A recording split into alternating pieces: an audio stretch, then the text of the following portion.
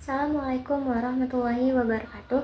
Perkenalkan, nama saya Dewi Ningsi. Di sini saya akan menjelaskan pengertian supply dan faktor-faktor yang mempengaruhi supply. Yang pertama yaitu adalah pengertian supply.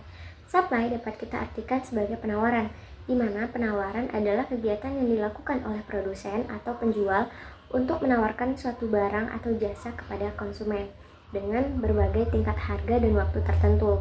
Nah, ciri-ciri penawaran yang pertama yaitu adalah stimulasi, di mana stimulasi ini adalah bagaimana cara produsen untuk menarik perhatian pelanggan.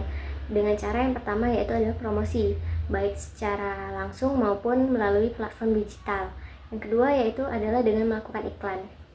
Nah, ciri yang kedua adalah spesifikasi, di mana mencakup tentang barang, detail harga, kualitas, dan kuantitas barang tersebut.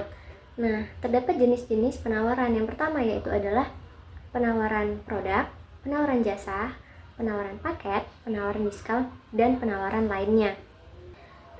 Bunyi hukum penawaran yaitu yang ketika harga suatu barang naik, maka penawaran juga akan ikut naik. Begitu juga sebaliknya, jika harga suatu barang menurun, penawaran cenderung ikut menurun. Nah, tujuan dari penawaran yaitu yang pertama adalah meningkatkan penjualan atau penawaran dari suatu perusahaan tersebut. Yang kedua yaitu adalah meningkatkan kepuasan pelanggan. Selanjutnya adalah faktor-faktor yang mempengaruhi penawaran. Yang pertama yaitu adalah harga barang itu sendiri. Nah, kenaikan harga barang meningkatkan produsen untuk menawarkan lebih banyak barang kepada konsumen. Yang kedua yaitu adalah biaya produksi.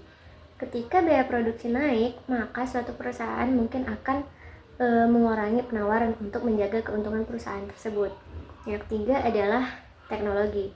Nah, kecanggihan teknologi untuk memproduksi lebih banyak barang akan membuat perusahaan tersebut lebih banyak menawarkan barang kepada konsumen.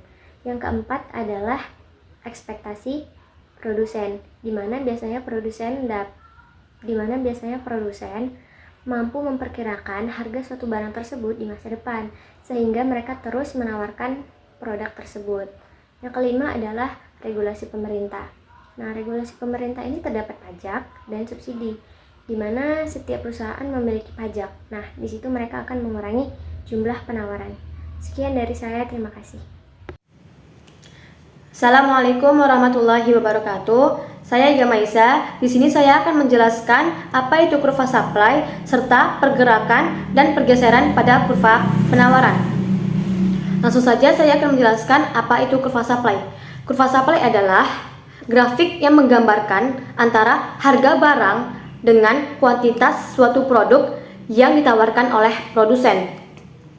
Kurva ini biasanya bentuknya miring ke kanan, yaitu dari kiri bawah ke kanan atas, yang artinya jika suatu harga barang itu naik, maka jumlah barang yang ditawarkan itu akan meningkat. Begitu juga sebaliknya, jika harga barang itu dia menurun, maka jumlah barang yang akan ditawarkan juga ikut menurun. Baiklah, selanjutnya saya akan menjelaskan pergerakan dan pergeseran dari kurva penawaran. Pergerakan kurva penawaran merupakan pergerakan yang terjadi di sepanjang kurva penawaran tersebut, yang diakibatkan oleh berubahnya jumlah produk yang ditawarkan oleh produsen sebagai akibat dari perubahan produk tersebut. Baiklah, saya akan memberikan contoh sederhananya. Bisa dilihat di sini ada kurva dari pergerakan penawaran. Di sini saya akan mengambil contoh, yaitu sebab kurva terjadi pergerakan itu penyebabnya banyak. Di sini saya akan mengambil contoh perubahan dari harga barang itu sendiri. Anggaplah contoh ini harga coki-coki, yang dimana harga pertama coki-coki itu Rp1.000 dan jumlah barangnya yaitu 10 unit. Lalu harga harga barang itu menaik menjadi Rp2.000 dan maka harga jumlah barang yang dijual oleh produsen meningkat menjadi 20. Begitu juga seterusnya. Jika harga coki-cokinya naik ke 3.000, maka jumlah barangnya akan meningkat menjadi 30. Dan jika harga coki-cokinya itu menjadi 4.000, meningkat menjadi 4.000, maka jumlah barangnya akan meningkat menjadi 40. Dan bisa dilihat, inilah yang dinamakan dari kurva supply. Selanjutnya, saya akan menjelaskan tentang pergeseran kurva penawaran. Pergeseran kurva penawaran terjadi ketika ada perubahan dalam beberapa faktor selain harga barang itu sendiri, seperti biaya produksi, teknologi, dan jumlah barang. Apabila kurva penawaran itu dia bergesernya ke kanan, maka penawarannya akan mengalami kenaikan. Dan apabila kurva penawarannya itu bergeser ke kiri atas, maka penawarannya akan mengalami penurunan. Di sini saya akan menjelaskan contoh sederhananya dari pergeseran kurva penawaran. Dekatin.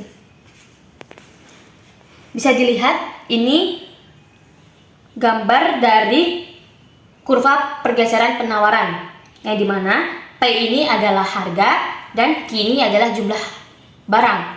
Di sini saya akan mengambil contoh yaitu biaya produksi, yang dimana biaya produksi naik maka penawaran akan berkurang. Berarti ini supply pertamanya atau kurva pertamanya. Kan sudah saya jelaskan tadi bahwa apabila penawarannya itu berkurang, maka kurvanya akan bergeser ke kiri atas. Nah, bisa dilihat di sini di kurva ini supply pertama dia bergeser ke kiri atas. Karena apa? Karena penawarannya berkurang. Dan apabila andai kata biaya produksinya turun, maka penawarannya bertambah, itu kurva ini akan bergeser ke kanan bawah, nggak ke kiri atas. Itu penjelasan dari saya. Selanjutnya akan saya serahkan materi berikutnya kepada rekan saya yaitu Naila Faiza. Terima kasih. Assalamualaikum warahmatullahi wabarakatuh. Perkenalkan, nama saya Naila Faiza Latifah. Di sini saya akan menjelaskan sedikit tentang equilibrium atau keseimbangan. Jadi, equilibrium terbentuk melalui interaksi pasar di mana para produsen dan konsumen menyesuaikan penawaran dan permintaan sampai jumlah barang yang diminta sama dengan jumlah barang yang ditawarkan, yang nantinya akan menjadi harga dan kuantitas keseimbangan yang stabil. Proses terjadinya equilibrium ini yang pertama yaitu permintaan dan penawaran awal, di mana produsen menawarkan sejumlah barang pada harga awal dan konsumen merespon dan membeli sesuai keinginan mereka pada harga tersebut. Yang kedua, kelebihan penawaran. Jika harga terlalu tinggi, jumlah barang yang ditawarkan melebihi jumlah yang diminta, menyebabkan kelebihan penawaran atau surplus. Produsen akan menurunkan harga untuk mengurangi surplus. Yang ketiga yaitu kekurangan barang. Jika harga terlalu rendah, permintaan konsumen akan melebihi jumlah barang yang akan ditawarkan, menciptakan kekurangan barang. Sehingga produsen akan menaikkan harga untuk meningkatkan keuntungan. Yang keempat yaitu penyesuaian berulang. Proses penyesuaian ini terus berlangsung hingga tidak ada lagi kecenderungan untuk berubah. Yang kelima yaitu titik equilibrium dicapai. Keseimbangan tercapai ketika jumlah barang yang diminta sama dengan jumlah barang yang ditawarkan. Pada titik ini tidak ada lagi tekanan untuk menaikkan atau menurunkan harga, menciptakan harga dan kuantitas keseimbangan yang stabil. Jadi yang terakhir yaitu rumus, di mana rumus equilibrium ini adalah QD sama dengan QS, yang berarti jumlah permintaan sama dengan jumlah penawaran. Sekian, terima kasih. Assalamualaikum warahmatullahi wabarakatuh.